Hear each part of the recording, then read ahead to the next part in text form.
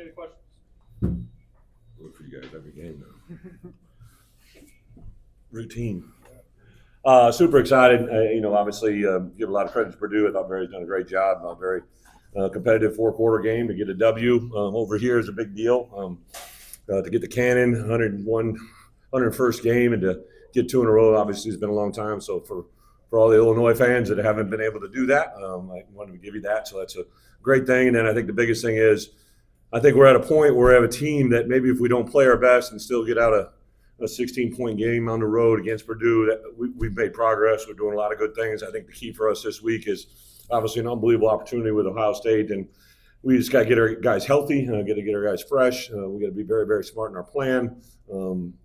We've got some things offensively, defensively, and special teams. Shoot, Luke had a career day today, and we don't even really kind of know it. It's just because it's so routine for him, right? I thought, there's a lot of things that happened today that were really cool. I thought there was, our response when we gave up the big play defensively, which is absolutely unexcusable, right before the half to give up free yardage like that. But to have our offense go out there, execute a end of half drive to get points on the board right before the half and kind of take that momentum back was huge. So then we came out with a momentum changer with a turnover off the punt and just very opportunistic group all day and full team effort. Bret, your quarterback is playing extremely well. Yeah. Do you feel like he's getting the credit he deserves nationally, or just historically? I can't tell you that because I just live in this little box, right? Like we literally just work on. The thing I love working about with Luke is Luke just works about worries and takes care of his day, right? Like he really his preparation detail. He's got his own little study in our building where he can get alone and watch film on his own, and he just does a great job of putting himself in a preparation mode to get ready for Tuesday's practice, execute Wednesday, make corrections Thursday, get the game plan together. I can't control the outside narrative. I just know I've been in this business for a long time. I've had quarterbacks that play in the NFL or still playing in the NFL, and this guy's as good as I've ever had. Do you see similarities with Hank Beatty and Luke, just getting the job done? And does Hank ever surprise you, like what he's doing, or do you just expect this now? Hank, what I think people that are in the game, when I say this, they know what I mean.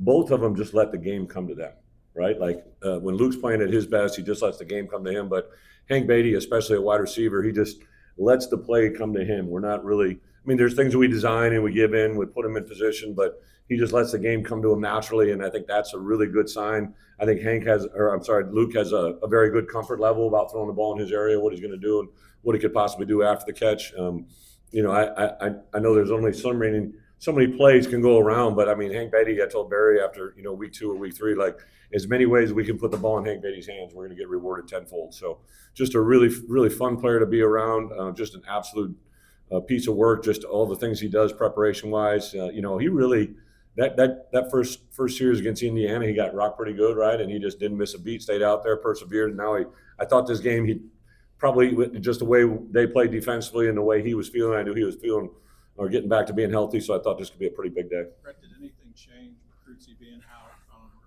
Did you have to plan A or plan B? Yeah, great question. So Josh actually got rolled up last week. He just played through it adrenaline-wise. So the good news was this week, Josh never really practiced until yesterday. He tried to make a go of it yesterday.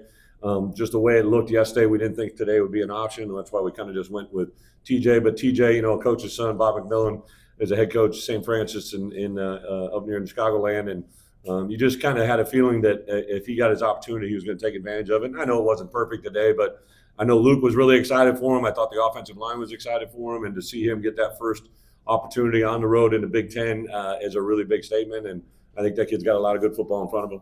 You mentioned the opportunity to play number one, not only number one, but at home. Just talk about having Ohio State come in. Yeah, just tremendous respect to the defending national champs. Ironically, last year the defending national champs was Michigan. They came to town Game 7 at home, right? So the Big Ten keeps giving us the defending national champs at home Game 7. Thank you.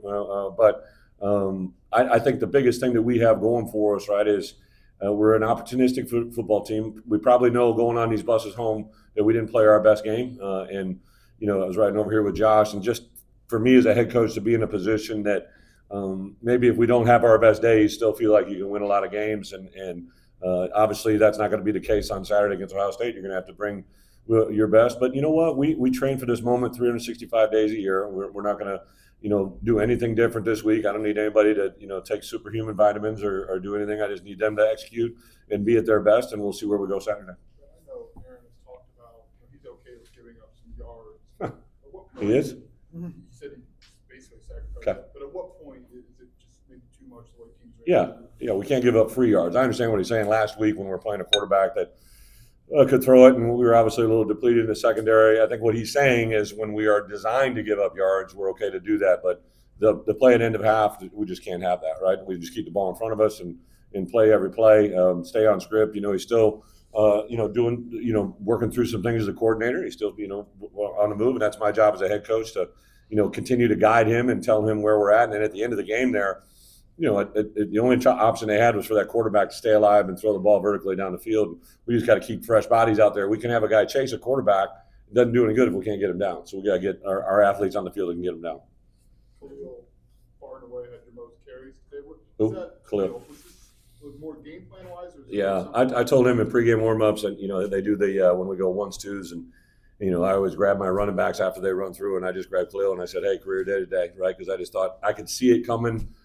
I could see the way he's playing. I could see the way they were playing. I thought this would be a game that he kind of might fit into, and he's just I think a lot of people don't understand. Like, he's got a lot of pop. He's got some ability to run inside in the tackles. He's a very effective runner in short spaces. He can get vertically burst in really good moments. So, and then I think just the change of pace coming in when you got Caden rolling through there, and all of a sudden he pops in there as a really good moment. And then what I'm really excited for, we just really haven't gotten a chance for him to be a KOR guy yet, right? Everybody's got such good kickers now. No one really gets a return game. So I think that'll be something fun for everybody to watch. Another guy that I thought really came into his own, Andre Lovett, just showed up today on kickoff coverage again. So some of these freshmen, Grant Bierman, he's a kid that was committed to Purdue. So I knew all this week that it was going to be a really big week for him. And he's just really coming on, doing a lot of really good things for us. That's the thing I probably enjoy now as a head coach as much as anything, is just see listen, Luke is phenomenal. He deserves and more of the press that he's getting, right? But it's these little moments where these guys, like I just said, the Bierman T-strain, right? Because the injury to Xavier has now put him into a role that he's more involved in our game plan. And I know he had a penalty today, but I just love T-strain's story, man. The kid's battled through, persevered, come out on top. Tanner Heckel, I thought, again, another one, Sabor, Kareem, right? Like Matt Bailey was a little banged up, and Sabor got a chance to come in there and do some things. It's just really fun to be a part of this crew. Unfortunately, we get 12 guaranteed games, and 6 of them are gone. So where these next 6 go, we're going to determine where we can go after that. But I think the big thing for us is we realize every one of these opportunities is a blessing. We got to take advantage of every one. What kind of weapon is One more. David for you right now? David Polano. Well, obviously a very, a very accurate kicker. I told them to, take the clock down as much as we could, but I didn't plan on taking a penalty on that last one. So we still have some room for improvement. We sent the unit on the field too late, and that's just inexcusable. So for me, there's a lot of things as a head coach. We had to use 3 timeouts before the end of the third quarter, and we're not going to win many games doing that tight, right? I knew we were kind of in control of the game. I didn't want to take a bad penalty there. So just some communication things we got to clean up. The good news is they happened. We got out with a 16-point win. So it's a very teachable team right now on a Sunday, a very coachable coaching staff on a Sunday, and we'll get to where we need to be on Saturday. And I would just say this right now, fans, right? I need you, right? If we've needed you in my entire coaching career, right, since I've been here at Illinois, we got number 1 role in the town, and they're a very good football team, and we need our Illinois fans to show up early. I know it's an early game, but we need to show up early and put an environment in that stadium that should be fun to play in. To be in places program where go on the road and maybe not have your best game, still win by double digits. How much is that? Is it maybe Luke, or what has maybe got you to that spot? Well, I mean, Luke's a big part of it. I know this. We travel with 74 guys, right? And I always say this: those 74 guys that get on the plane or get on the bus. In this case, we didn't fly, we drove. Those 74 guys all have a role. It may be one play, right? It may be one play on one unit that they get the whole day, and whatever that is, I ask them to be at their best, right? And for coaches, I'm really stressing these guys. Like, I'm hard on them. I'm really freaking hard on them, just because you never know when a 2nd and 4 in the middle of the second quarter could be the difference in the game. That play at the end of half, like we're just defending. All of a sudden we have a breakdown, whether it's mental, physical, or call. That changes the flow of a game, and you cannot lose sight of that. In this league, with the competition we're facing, you cannot have one play that is in the other's favor without us having something to say about it. So a lot of really good things to be learned, and I got a really good coach staff, got a really good group of players, and I'm excited for them. Let's bring up Luke.